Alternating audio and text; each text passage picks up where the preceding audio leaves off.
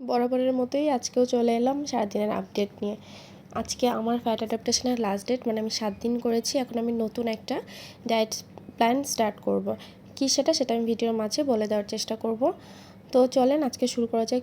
কী খেলাম সারাদিনে। First day হচ্ছে আমি একটা ডায়েট টি বানিয়ে রেখেছিলাম, রাত্রেবেলা বানিয়ে রেখেছিলাম। এটা হচ্ছে রাত্রে হাফ খেয়েছি আর হাফ হচ্ছে সকালে খেয়েছি, যদিও ফ্রিজে রেখেছিলাম, সকালে আমি গরম করে খেয়েছি। কীভাবে বানিয়েছি কেউ জানতে চাইলে অবশ্যই বলে দিব। তারপর সকালে উঠে বরাবরের মতোই যা খাই, চিয়া সিডস, মেথি পানি, 500 ml কুসুম গরম পানি, সব কিছু ভিডিওতে করা পসিবল হয় না, করতে মনও চায় না। যাই হোক, তারপর হচ্ছে আমি ব্রেকফাস্টে একটা ডিম নিয়েছিলাম, পোস্ট ডিম, অ্যান্ড হচ্ছে একটা হাফ নাশপাতি, অ্যান্ড হচ্ছে একটা ফুল শসা।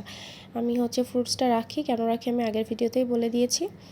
যাই হোক, এটা আমার নর্মাল একটা ব্রেকফাস্ট ছিল। তারপর আমার ডিটক্স ওয়াটার, যেটা আমি প্রতিদিন খাওয়ার চেষ্টা করছি।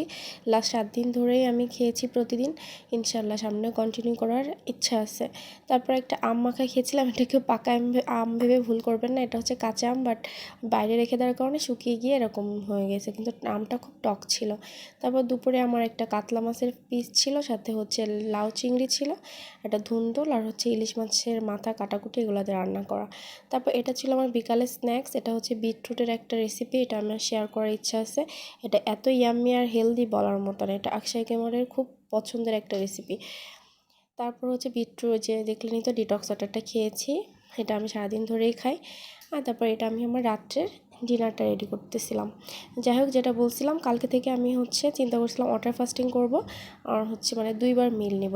পুরোটা দিন রাত্রে আমি 7টার সময় একটা মিল নেওয়ার পরে পরের দিন সকাল যতক্ষণ পর্যন্ত পারি ওয়াটার ফাস্টিং করব, তারপর আমি 2টা মিল নেব টোটাল।